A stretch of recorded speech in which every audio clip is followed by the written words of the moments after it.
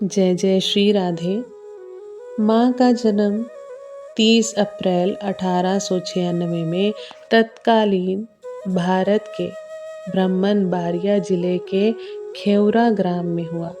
आजकल वह बांग्लादेश के हिस्सा है।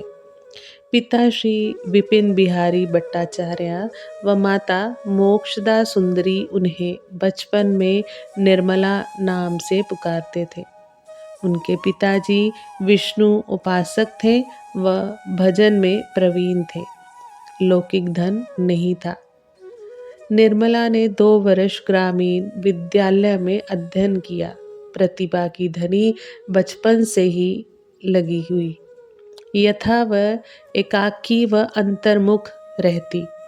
13 वर्ष की आयु में आपका विवाह तब की परंपरा अनुसार विक्रमपुर के रमानी मोहन चक्रवर्ती से कर दिया गया।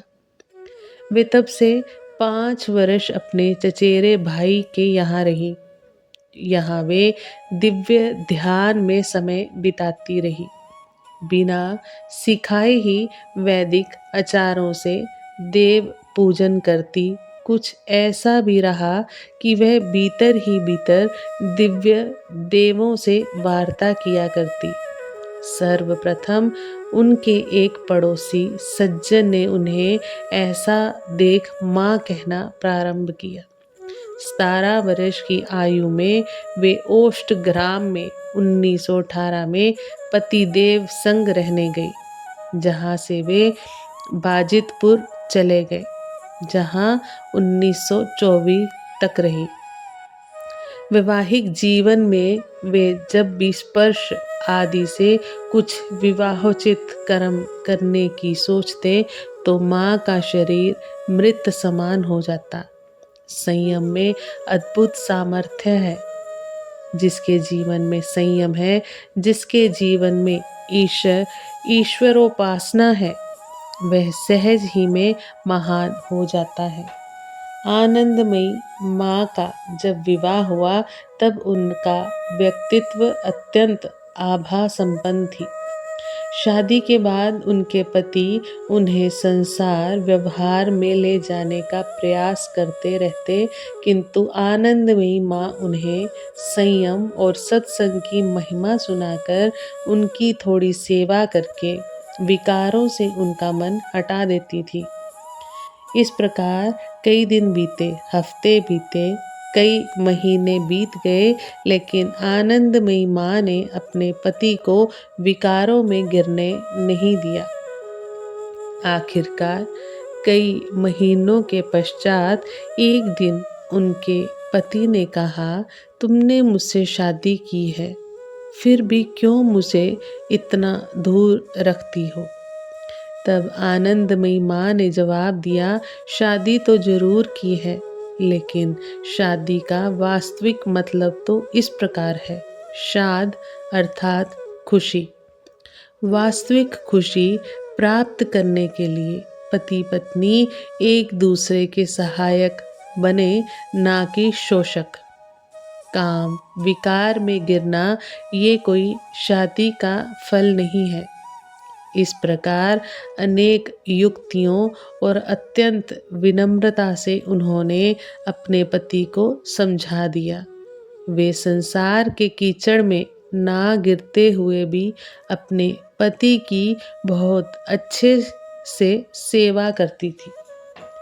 पति नौकरी करके घर आते तो गरम गरम भोजन बनाकर खिलाती। वे घर भी ध्यान अभ्यास किया करती थी। कभी कभी स्टोव पर दाल चढ़ाकर छत पर खुले आकाश में चंद्रमा की ओर त्राटक करते करते ध्यानस्थ हो जाती। इतनी ध्यान मगन हो जाती कि स्टोव पर रखी हुई दाल जलकर कोयला हो जाती। घर के लोग डांटते तो चुपचाप अपनी भूल स्वीकार कर लेती, लेकिन अंदर से तो समझती कि मैं कोई गलत मार्ग पर तो नहीं जा रही हूँ। इस प्रकार उनके ध्यान भजन का क्रम चालू ही रहा। घर में रहते हुए ही उनके पास एकाग्रता का कुछ सामर्थ्य आ गया।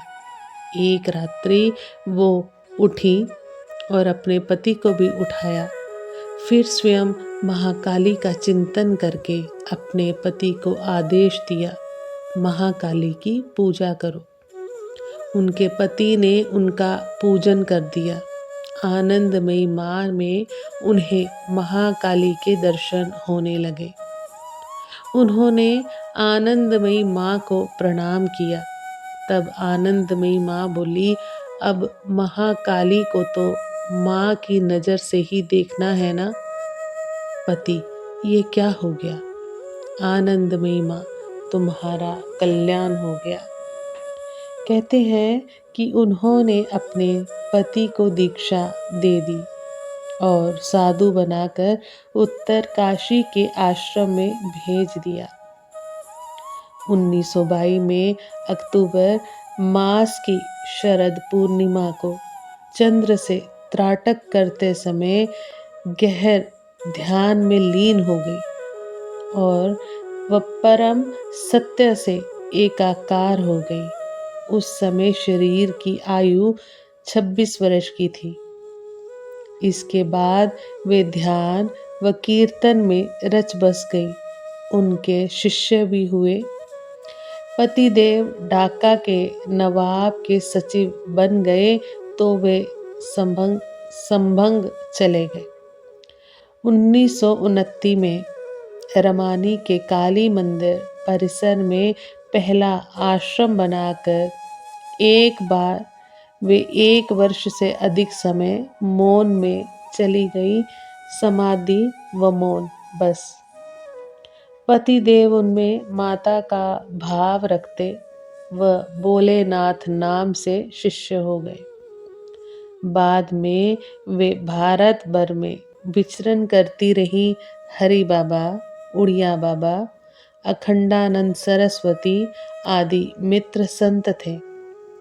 परमहंस योगानंद व स्वामी शिवानंद सब उन्हें आत्म प्रकाश से सुसज्ज अत्यंत विकसित पुष्प कहते, पर वे सभी संतों को सबसे पिताजी कहती थी, चाहे 25 वर्ष के साधु क्यों न हो।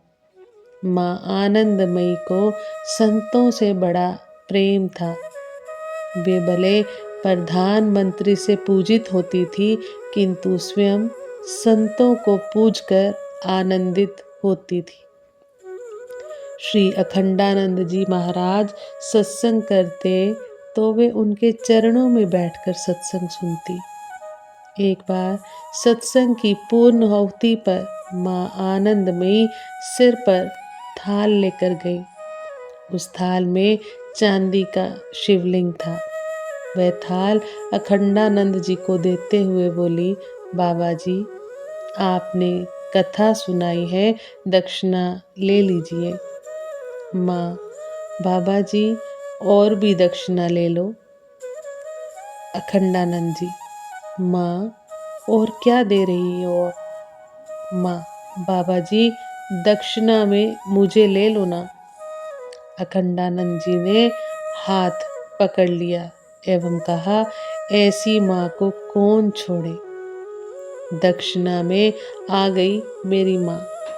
ये स्वामी अखंडानंद जी का एक प्रसंग है। यथा उनके अन्य स्थानों पर आश्रम बन गए। देश विदेश के विद्वान भक्त उनसे प्रभावित रहे। यथा देश की स्वतंत्रता के बाद वे और प्रसिद्ध हो गई। 1982 में वे ब्रह्मलीन हो गई। आप सभी वैष्णवजन को श्री हरिवंशी श्री सद्गुरुदेव भगवान की जय।